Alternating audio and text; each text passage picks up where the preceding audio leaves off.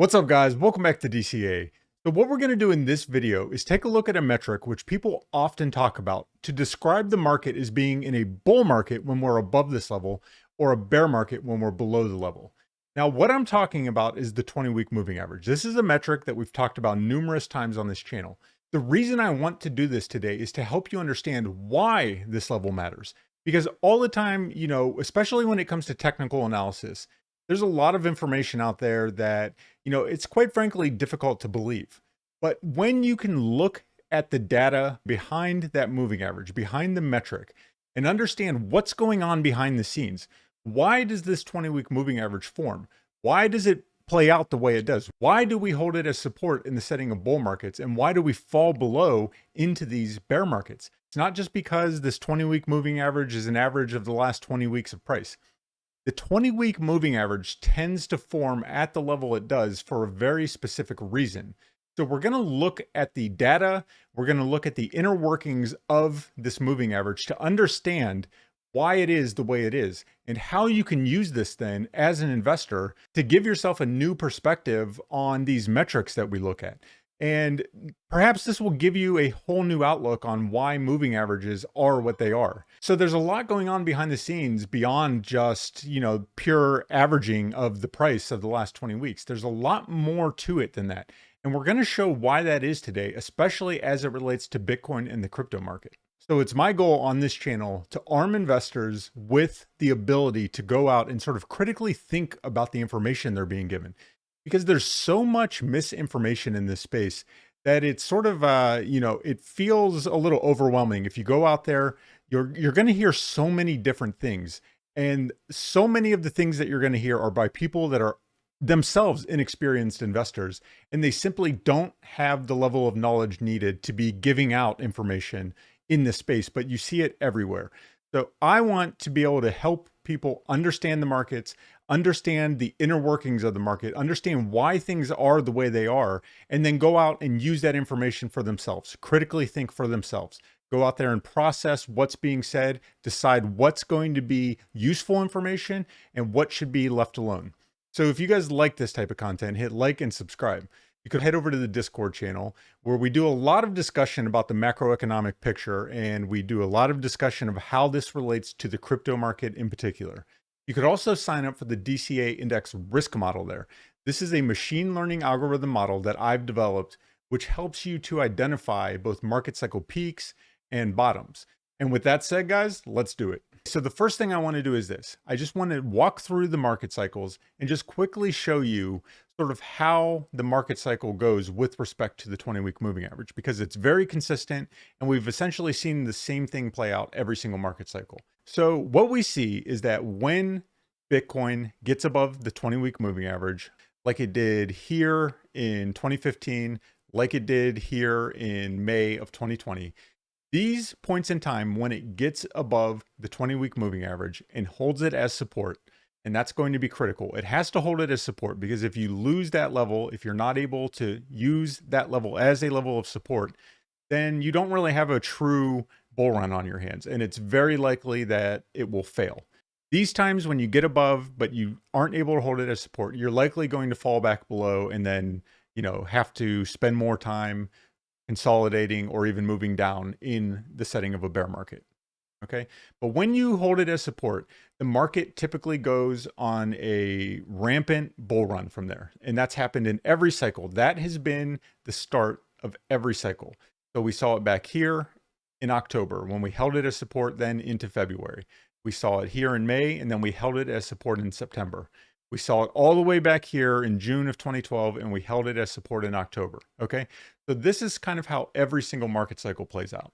All right. Now, that's sort of beyond the point, though, of what we're talking about today. That's kind of a well-known fact about the markets. But today, what we want to do is understand, why is it like that?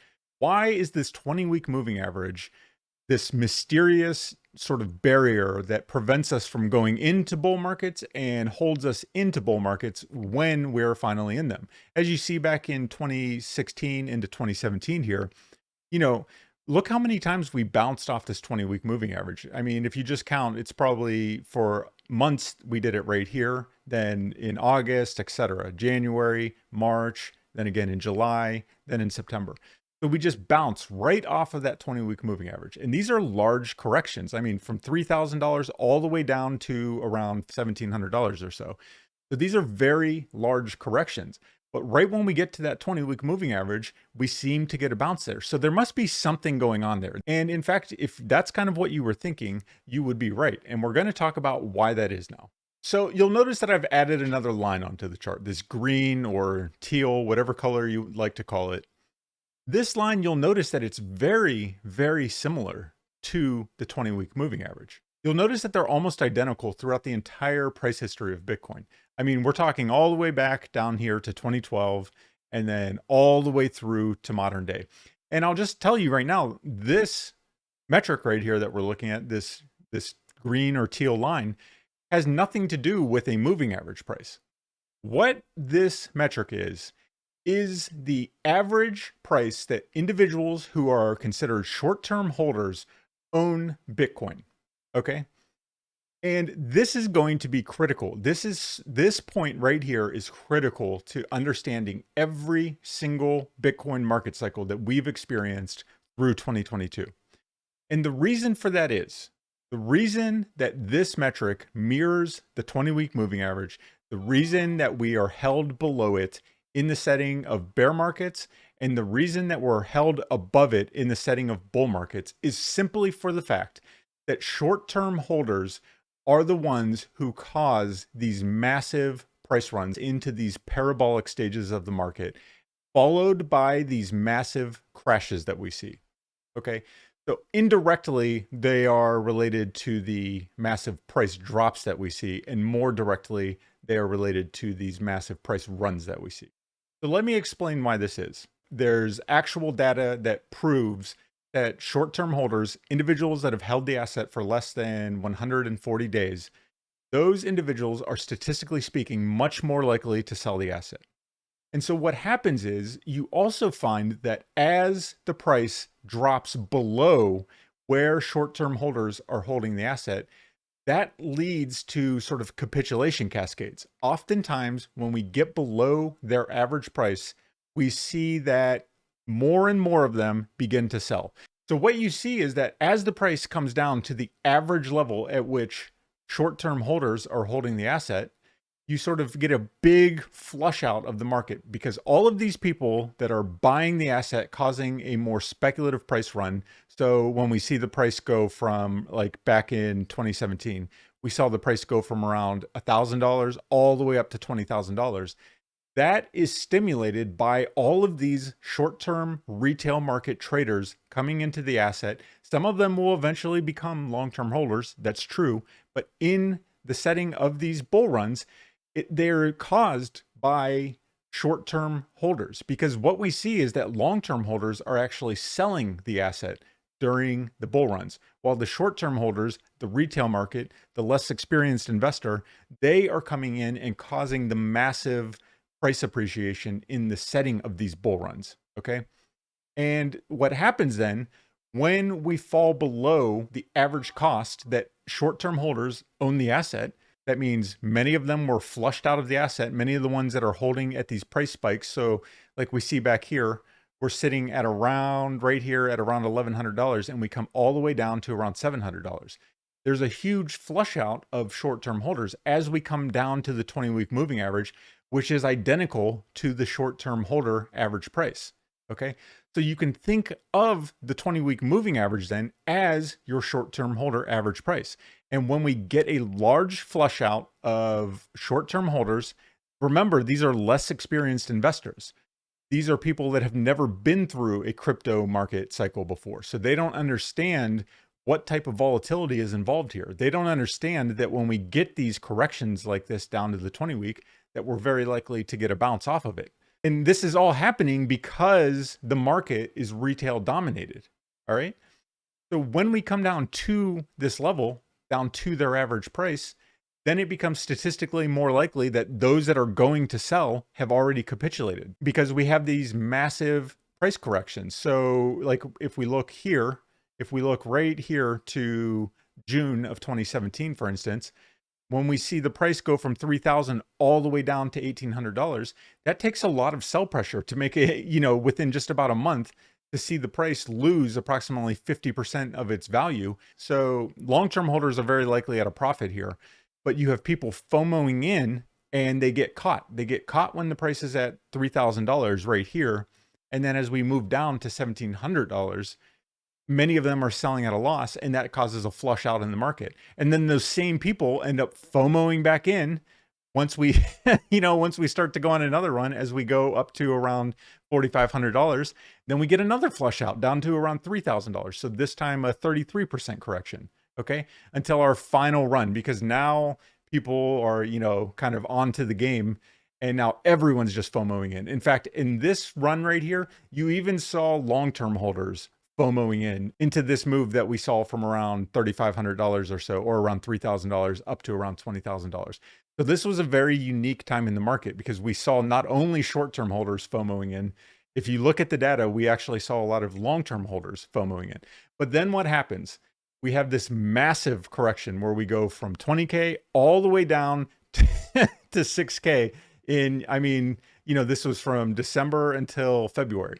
So we saw essentially a 70% correction or so in just about 2 or 3 months. All right. And that's when we fell below both that 20-week moving average and the short-term holder average cost basis. And then what happened? We see that the 20-week moving average, to a degree, but realistically, the short-term holder cost basis acted as the resistance band throughout the rest of the bear market. We could not get back above that short-term holder average price, because every time we got back up there, people were happy to get out of this asset at even, because they know they FOMO'd in. If they could get out at even, especially when they were just down around 50%, and then a month later are back at even, they'll be glad to do that. But then you continue to have short-term holders FOMOing into the asset all through essentially January, all through February, until we fell below. And that was kind of the end of that. And then every time we came back up to their average cost, that's where the market got sold off. And you've seen that now play out in this market cycle. So we fell below that 20-week moving average first in May. We fell below, and then we needed some time. We needed some time to sort of consolidate. And then we got above that 20-week moving average. We got above that short-term holder average price. And what did we do? We went on a run. That's where we went on a run at. So we got above and held it as support in August and September. We went up to our all-time high in November. And then what happened? In December, the beginning of December, we crashed below that short-term holder average price. And in fact, we have went up and tested it once. Recently in March, we went up in March, tested that short-term holder average price, which is also often going to be the 20-week moving average. I mean, you can see throughout its entire history, it's never more than a few percent off from the 20-week moving average. We tested that level, we got rejected, and now what you're seeing is that we are doing exactly like we've done in every single cycle. When you get below that level, when you start to get below that level, then you head down to the 50-week moving average. Then you head down to the 100. And historically, we've actually went down to the 200-week moving average, which we will talk about why that level is as it is in a later video. But for now, this information right here can just sort of give you an idea of what, if we look back to every single market cycle, when we get below that 20-week, we come up and test the short-term holder average price and get rejected until we're able to get back above and hold it as support.